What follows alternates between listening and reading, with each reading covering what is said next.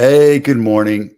Happy President's Day. It is February 20th, about 8:45, and I hope you're not watching this. I hope you're on vacation. I hope you're skiing. I hope you're at the beach. I hope you're on vacation. I have one friend I hike with that's in the Bahamas. I'm so jealous. I wish I was there, but instead I've been up since 4 or 5 or so. I can't remember. Then I went back to sleep and rolled out, and I did a staff meeting at 6 o'clock. And of course, I was late for it because last night was just tough. But real quick recap of the weekend. I've been crazy busy. Like I said, it's funny. And I just saw another agent who my kids went to school with their kid, and she's busy too, right? Um, it's because the good agents that are out there that know their job are being trusted, and they're working with people, and they know this is a great time to buy. I'm actually working with a whole lot more buyers right now than I am sellers. I have one listing that I know is for sure is coming up. I have a bunch that are in the works, but they're not in the mode of I need to sell now. They're in the I need to sell when the market's right for me, and that's great. I have no worries about that. Right now, the market's kind of contract. I say this every day. Every day I'm on video, I'm telling you the market's kind of contracted, right? It's come down a couple percent. Buyers know what they want. Buyers are not willing to go crazy, etc. Although roughly 30% of the transactions we're seeing in Santa Clara County, single family homes, are over list price. Why is that? Because some sellers understand the concept of you set the price, attract the buyers, and buyers will attract or set the market price.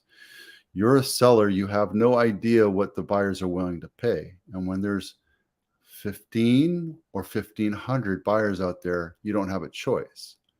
When you go on market, that's what it is. You can, if your house is worth 1.6 or 1.5 million dollars, you can put it down to $900,000, and a good agent would go out and say, yeah, that's way too low, but because I don't want to look through 23 offers. But you can put it down to $900,000 and say, do your comps, find out what that house is worth, find out what your house is worth, right? And yes, you're going to get lowball offers.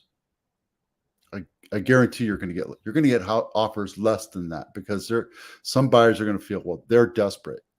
Well, not really, because they're going to have 23 offers, and one or two or three of them will come up to the plate and say, we've done our due diligence. We know what the comps say. We know what the real value of this house is, and we're going to give you this price right here. And then we leverage it up a little bit. And that's what we do, right? It doesn't matter if it's 900 or 1.4 or whatever. As long as you get a lot of offers, then the seller has the strength. If the house is overpriced and it's sitting on market, the agent's not recommending that, right? The agent's like, let's list it low and see what the market will give you. And don't ensue on drama and say, oh, my house is worth 3 times that. No, it's not. It's what the market will bring you. It's what the buyers are willing to offer. So I have 5 transactions in contract right now, right? I have a couple listings, a couple buyers. We just got into a buyer with a new house. I sent out a little Instagram post yesterday. They bought a house, a brand new condo, and you can do this with brand new whatever. I negotiated over $50,000 for them. And we have these programs that are in place that, typical buyers don't know to ask. And that's why you use an agent, right? I'm also requiring that we do a full-on home inspection before they move in, before they close, so that we agree that these repairs are going to be done. Because I can guarantee you no house is ever perfect.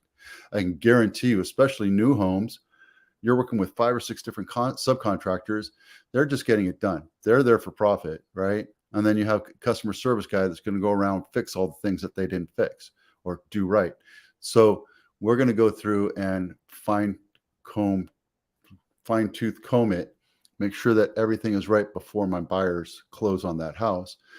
But that's the kind of things that we're doing today. We get to negotiate. We get to play the games. We get to understand there's different employees that are out there. There's different things that we can do to help make sure that you save money. So if you're in the market this is the time to buy. March, April, May, I'm betting $1 to one person. $1, one person. I already bet them that rates are going to come down about 5.5. Right now, they're exploding up because of inflation report, the stock market, and the Fed's report, and all this other stuff, and everybody's freaking out. Don't freak out, because you know what? That's politics. That's the economy. That's everything else. Is the market going to crash? I don't know. But here, if you look historically, yeah, the market comes down a little bit if there was a crash. But at the same time, if you're a first-time buyer and you're doing VA, FHA, or you have a very low down payment, you're not going to be competitive when the market crashes. I hate to tell you that. If you have a house to sell and you need to sell that house and take the equity out of that house and move it to another house, you're not going to be competitive in a market when it's super crazy hot. You're just not. I mean, I've just gone through it for the last 5-6 years. Your best bet is now, and you pay me less, right? But my house is worth X. No, it's not. Your house is worth what the buyer is willing to pay for it, and maybe it's less. But guess what? Now you can transfer that knowledge to what you're buying and get that house down a little bit lower too. And that closing costs and the property tax and everything else there is going to be cheaper. So my argument has been for the last couple of years is wait until the market cools, which is cool, and move, sell your house, and then buy another house. If this is the time to do it, this is the time to do it. That makes sense? If it doesn't make sense, send me a DM, send me an email, text me, ask me, hey, I don't understand what you're talking. Why is it less? Is it better to sell when you sell for less? Well, I'll tell you. All right, let's go through Monday Madness. Not March yet. So I added volume, not because I know what the differences are. I still haven't really figured out how to track this, but this is year to date. This is from 2023 on, right? In San Mateo, we've had 265. Yeah. And in Santa Cruz, we've had only 91. In Napa, there's only 60 houses that have closed. Single family homes, not condos, not townhouses, not mobile homes, not commercial, not apartment, nothing. Just single family homes, right? Napa seems to be a nice place to live. Boy, I tell you what, they're selling for about list price, right? Santa Clara, however, where's Santa Clara? Right here. We're selling a little bit under. Again, this is all of Santa Clara. If you look at San Jose last week, this is average over the last 12 months. Average over the last 12 months, not year to date. Okay. If you look at San Jose last week, we went over 100,000, over 100%, first time since October. Super excited about that. That means the market is stabilizing. It's getting back to normal. We've had almost 500 closings. Contra Costa County, and if y'all don't know where Contra Costa is, I know we're not the smartest geographically, but San Jose is down here. Contra Costa is right here. Contra Costa, Alameda. So you're talking like Walnut Creek, I guess, Delta, Concord, Pittsburgh, all this area right here. It's high volume, low cost of living. I tell you, I want to go up to Napa. I have a buddy who lives up here.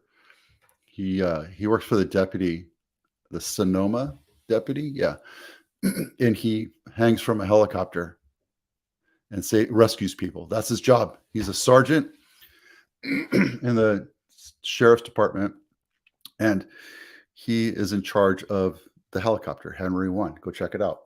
And awesome job. All right, and then Sonoma is 110%.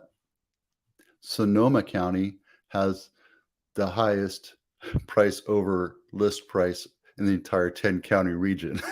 Sonoma, of all places. Not that we're breaking records, but we're kind of stabilizing, right? So we're coming back to normal. And not every place, like people are trying to get out of San Francisco, which, I can understand why. Napa, San Mateo, right? I have a buddy that lives up there, and $2.5 million. That's pretty awesome. Marin County, I have a buddy who lives there. He actually has a yoga studio down in San Francisco. Pretty cool. And then let's see, volume wise, who's winning? Contra Costa. Yeah, by a good margin.